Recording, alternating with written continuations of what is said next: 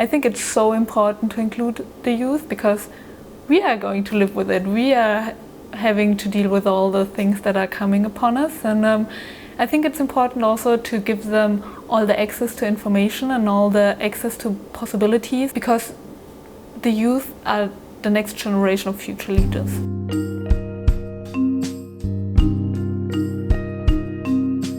Student Energy is an organization where we try to educate, unite and inspire students from all over the world. We have a network of 40,000 students.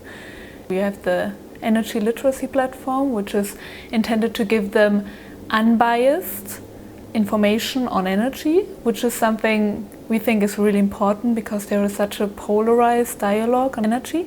So we try to give them the tool to have access to information that is unbiased, where they can have an easy access on a level that is easy to understand, and then we give them also the possibility to connect with people that have the same mindset and are also interested in energy topics.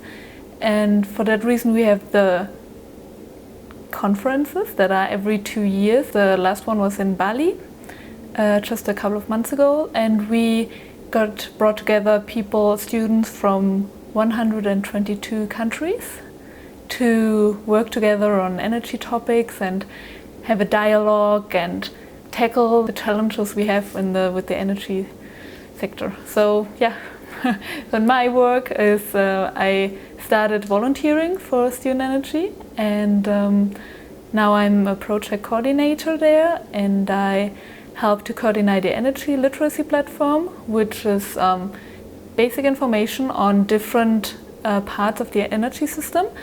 But also we have the Dive Deeper section, and there we try to give deeper information for people that want to learn more. They can look for links, and we also have small videos that explain. If you don't want to read it, you can just watch the video. And then we also have a lot of volunteers, amazing young people from all over the world helping us to do that, because we're just a small team, but with the volunteers we are huge. Yeah, it feels huge.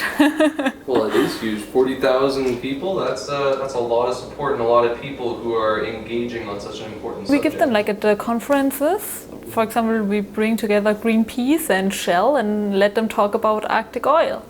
So, well, let's discuss. Give the students the opportunity to get to know both sides and not the polarized sides and then one is bashing at the other. Not, well, let's discuss and see the dialogue behind that. And I think that's important, but yeah. Has that been successful so far? Like you just mentioned bringing Greenpeace and Shell together. Yeah. Those are two sides that have literally taken blows at one another outside of like a conference room. Yeah. Were you able to bring people together who actually were able to have like a good conversation that wasn't filled with biases and insults and talking points and rhetoric? No, they can be very educated. No, and I think it was in the Norway conference, so 2013, and that was one of the most interesting panels there, having them discussing that, and it was good.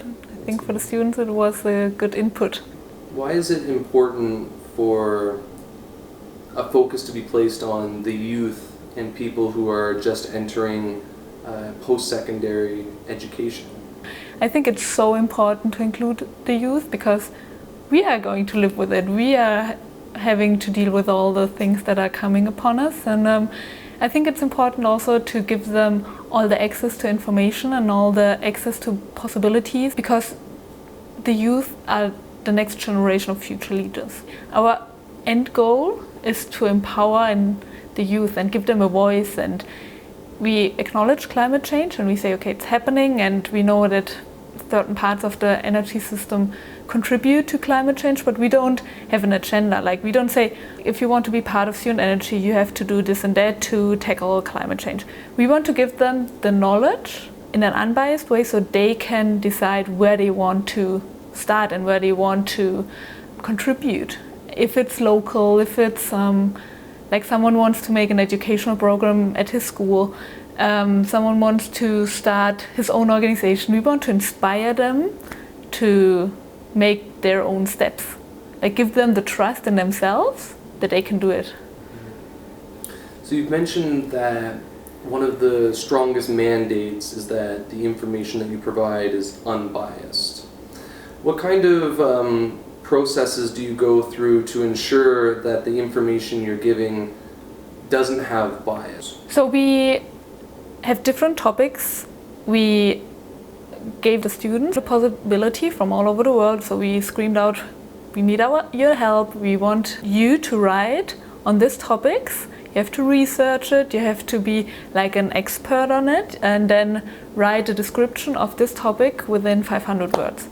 We have it reviewed by 2 internal experts. We also are now in the process of getting external reviewers. These are mostly people from academia, also could be in the industry or international organizations. So just a very broad field of people that review the content and say, okay, I read it and in my opinion, it's a good description of the topic. So we have the students contributing as reviewing in the first step and then also the experts giving another review. These descriptions are like very much condensed so that people can understand them quickly. Yeah. Are there ways for people to have access to the data or the longer, kind of more in-depth topics if they are interested? Yeah. So the topics should be readable within a minute. And then we have all the sources used.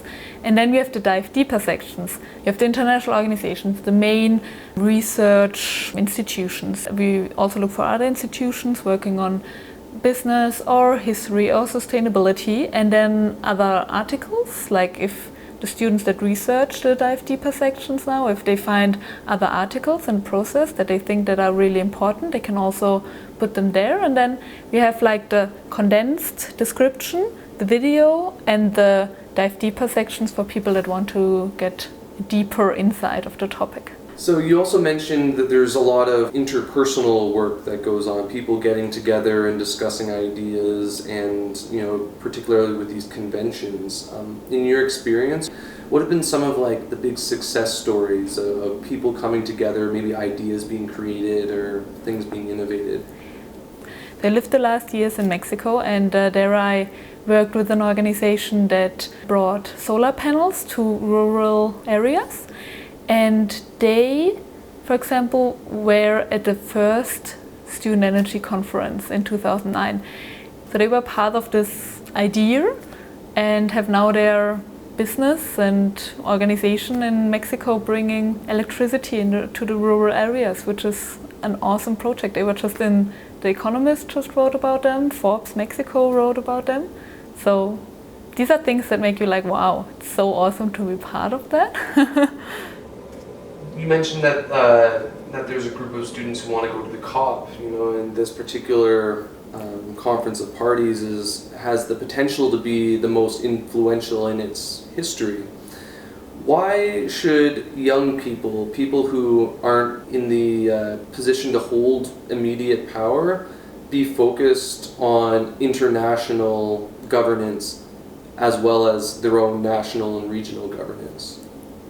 For me, it's not just something out of interest. It's an obligation of our generation to take part of shaping our world community. How might the influences that come from certain kinds of declarations or agreements push countries or regions that don't want to participate into taking a more sustainable or responsible approach going forward? Oh, I think it's totally about peer pressure and getting them all on the board. And from my German perspective, I think we are such a small country and we work hard on, I don't say that the German way is the right way, but I think Germany did a good job in tackling some of the problems and changing some things in their way of producing energy, for example. Mm-hmm. So what have been some of the advantages for a country like Germany getting in very early when it comes to sustainable energy? Oh, So, well, in general, I think Germany has a good reputation now. They also have quite an expertise, and from the industrial side, it's to their advantage that they can sell a product now that, and they have the knowledge about it, the industry is focused on it, research institutions have experience in it, so for them I think it's a competitive advantage in selling their product. Why should young people who aren't immediately focused on getting into the job market, be interested in networking outside of their small groups? It gives them the possibility to not only meet people in your direct area, but it gives you also like parts from other disciplines, things you would never think about. So it gives you this possibility of being more open-minded, and it helps you so much to think different about certain topics. Working with people from all over the world, for example, if you are a volunteer and then you work together in this team on a global topic, together with people from all over the world, I think it helps them a lot, also getting confidence and be part of something big. Because for them, for example, for the energy literacy platform, it was so amazing getting the feedback from some students when they were like, oh my god, it's so amazing to see my picture out there. Because when they wrote something, next to the content they wrote, there's their picture and their name. So this exposure at a young age can also be something really amazing. Could you talk a little bit, maybe from your own personal experience, about what the value is of living a life with a purpose that you're proud of? Yeah, it's for me it's really important to work in something I feel I can have an impact and I can be proud of. Working in something you're passionate about and you feel you can contribute to change the world. It's such an amazing feeling, and it doesn't even feel like work. It's like being part of something bigger. You meet all these amazing people, and it's so cool to work with people you really feel they are passionate about what they are working. They want to contribute. They want to change. Almost a kind of physical, like, health kind of feeling to it. No, I need it. I couldn't work in something I'm not passionate about. I'm happy. It's almost a luxury if you're able to do it. But I'm happy I had the possibilities to get to a stage where I'm able to. Yeah. Mm-hmm. Well, Julia, we really appreciate the conversation and for teaching us about student energy, and thank you for providing an unbiased resource for people so that they can make their own decisions. Thank you. I appreciate it. Yeah.